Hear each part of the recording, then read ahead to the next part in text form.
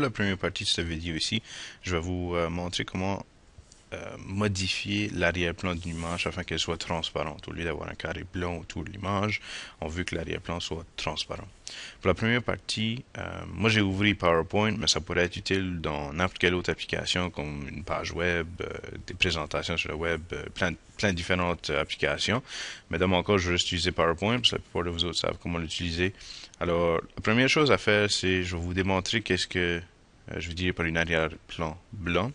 Alors, je vais aller à chercher dans Click. J'ai ajouté dans le contenu de cours, dans l'activité, vous allez voir un lien pour le logo de l'école. Alors, si vous cliquez sur ce lien-là, l'image va ouvrir. Vous pouvez cliquer sur le bouton droit de l'image, puis enregistrer-la sur votre compte pour ensuite aller l'insérer dans PowerPoint. Alors, je vais à Insertion Image. Ensuite, je vais aller à chercher mon logo. Je l'ai mis dans le document. Logo orange. Et voilà. Alors, premièrement, cette image ici est immense. Alors, c'est beaucoup trop gros pour ma présentation. Vous voyez que c'est mon logiciel la difficulté à redimensionner l'image. Puis ensuite de ça, vous allez remarquer qu'il y a un arrière-plan blanc. Alors, si je change l'arrière-plan de ma présentation PowerPoint ici, si je clique sur le bouton droit sur la diapositive et je vais à mise en forme de l'arrière-plan, et je vais changer remplissage uni de couleur bleue. Alors, si je vais fermer, vous voyez que mon image a un arrière-plan blanc. Alors, je peux effacer les carrés ici. Voilà. Et j'ai une arrière-plan blanc. Alors, moi, j'aimerais que mon logo apparaisse sur le bleu, seulement le logo. Je veux pas le texte et je veux rien d'autre. Je veux juste le logo de l'école, simplement sans arrière-plan blanc. Bon, je vais vous montrer comment faire ceci avec l'outil Fireworks. Alors, si vous cliquez sur Fireworks et vous ouvrez le logiciel ici, je vais aller chercher un fichier. Alors, je vais aller ouvrir mon fichier de logo. Je vais aller dans mon document de nouveau. Chercher le logo orange. Et voilà. Alors, on remarque ici, si je descends en bas, que mon image est très grande. Alors, 3200 pixels par 2800 pixels, c'est très gros. J'ai pas besoin de ça si ma présentation va juste être vue sur l'écran. Alors, la première chose que je vais faire, c'est que je vais aller... On peut modifier l'image avant ou après. Alors, dans ce cas ici, je vais modifier l'image avant, puis ensuite, je vais diminuer sa taille. Alors, la première chose que je vais faire, c'est que je vais juste effacer manuellement École l'Odyssée ici avec l'efface. Alors, je vais modifier la taille de mon efface pour qu'elle soit plus grande. Même s'il y a un maximum ici, je ne peux pas glisser plus haut. Je peux aller modifier la taille de mon efface manuellement. Puis ensuite, je peux effacer juste École ici. On voit que le logiciel a un peu de difficulté parce que l'image est très grande. Là, j'ai effacé École l'Odyssée.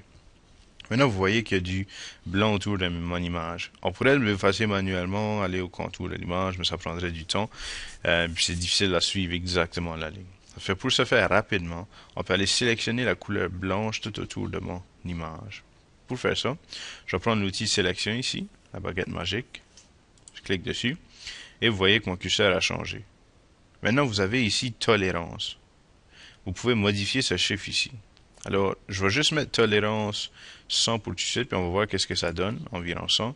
Je clique dans la couleur blanche. Et vous voyez qu'il est un peu lent parce que l'image est grande. Ici, vous voyez qu'il a sélectionné la couleur blanche. Si je fais un zoom ici, je peux voir qu'il est sélectionné très très proche de ma ligne. Si je veux vraiment être certain qu'il n'y a pas de couleur blanche, je peux augmenter la tolérance lorsque j'ai mon outil sélectionné ici. Je peux augmenter cette tolérance-là. Mais à tel point, si je sélectionne de nouveau, il pourrait commencer à sélectionner d'autres couleurs que seulement le contour du blanc. Alors, faites attention à la tolérance, mais si vous voyez que la sélection, vous voyez que la ligne pointillée est juste sur ma ligne bleue, là, je peux revenir. Et ensuite, une fois que je vois que ma sélection est faite, je peux appuyer sur supprimer. Pour reculer avec la loupe, je ne sais pas si je l'ai déjà mentionné, vous tenez la touche Alt appuyée et vous voyez que ça change en un moins. Puis là, vous pouvez reculer. Une fois que la sélection est faite, j'appuie sur supprimer sur mon clavier et vous voyez que le blanc était supprimé. Vous voyez l'arrière-plan est transparent. Pour enlever la sélection, je peux faire CTRL-D et ma sélection est enlevée. Maintenant, mon image est trop grande, j'ai pas besoin de l'espace ici tout autour, j'ai juste vraiment besoin du logo. Alors, je peux aller prendre ici l'outil recadrage, puis ensuite aller recadrer mon image, juste la section que je veux ici, et j'appuie sur Enter. Et vous voyez qu'il a redimensionné mon image. Bon, maintenant, la taille, on va diminuer la taille, comme on a fait dans les vidéos précédentes. Je vais aller à Modification, Document, Taille de l'image. Et ici, tout ce que j'ai besoin d'un coin pour mon logo. Alors, je vais le mettre de taille 400 par 400. La résolution ici, techniquement, ça ne va pas changer beaucoup, mais je peux mettre 96. Ah, ici, parce que c'est barré, il va changer mes pixels aussi. Alors, je vais l'augmenter à 400 de nouveau. Et vous voyez qu'il a augmenté les pouces au lieu. Là, je fais OK. Et vous voyez qu'il a redimensionné. J'ai juste à 12%, alors je vais faire un zoom à 100%. Et ça, c'est la taille réelle de mon image, qui est grande assez pour ma présentation PowerPoint. Maintenant qu'on a fini de modifier notre image, on va aller l'enregistrer.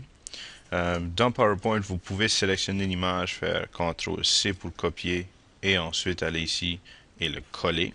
Alors vous voyez que la transparence a resté. Vous voyez ici qu'il y a un petit peu de blanc de reste, c'est parce que probablement qu'il y avait un petit flou dans notre sélection. Alors on peut aller l'enlever manuellement. Ça, je fais d'habitude pour enlever, si je vais voir si vraiment il n'y a plus de blanc de reste, je peux ajouter un nouveau calque ici. Je vais le remplir en noir, sélectionner la couleur noire, je le remplis et je le mets en arrière de mon image. Ici, je peux voir qu'est-ce qui reste et je peux aller l'enlever manuellement. Je vais diminuer la taille de mon efface. Oh, j'ai la mauvaise... ici, j'avais la calque noire de sélectionner. Ça fait, je vais annuler ça, revenir sur le blanc et effacer. Maintenant, je peux voir que la transparence, il n'y a plus de blanc de reste en arrière. Je vais enlever cette calque ici. Et il me reste mon image. Alors, je peux copier-coller direct. Ou si je veux l'enregistrer pour le garder pour plus tard, je peux aussi. Je vais vous montrer où faire certain de garder la transparence. Je vais aller à Fichier, Enregistrer sous. Et ici, vous regardez, je peux l'enregistrer en PNG ou autre. Sauvez-la pas sous JPEG parce qu'il ne peut pas retenir la transparence. Mais moi, je vais le sauver comme Flatten PNG, qui veut dire qu'il ne va pas retenir le calque, j'en ai pas de toute façon. Et je vais aller à Options. Vous voyez dans Options ici, il me donne un aperçu de mon image, puis vous voyez que l'arrière-plan est blanc et non pas transparent. Si vous venez ici, vous allez avoir un menu, pas de transparence. Ici, je vais changer ceci à transparence alpha. Si je choisis alpha, il va choisir la transparence que j'ai déjà dans mon image, puis il va l'appliquer à mon image lorsque je l'enregistre. Si je choisis index, je peux aller choisir une couleur que je veux qui soit transparent. Dans mon cas ici, le blanc a été choisi comme transparent. Et vous voyez tous les endroits dans mon image où il y avait du blanc, c'est maintenant transparent. Alors je veux pas le blanc. Alors je veux le blanc là sur mon logo, je veux dire. Alors je vais choisir transparence alpha. Et maintenant qu'il y a une transparence, je vais mettre OK. Et je vais l'enregistrer comme logo orange transparent.png sur le bureau. Enregistrer. Et maintenant, je peux aller dans PowerPoint. Je peux aller Insertion, Image. Et je vais aller sur mon bureau, le chercher, et je l'ai appelé logo transparent PNG. Si je l'insère, vous voyez maintenant que mon logo est transparent. Et vous voyez, si je le redimensionne, il se redimensionne beaucoup plus vite qu'avant parce que sa taille a diminué. Maintenant, je peux le manipuler beaucoup plus facilement.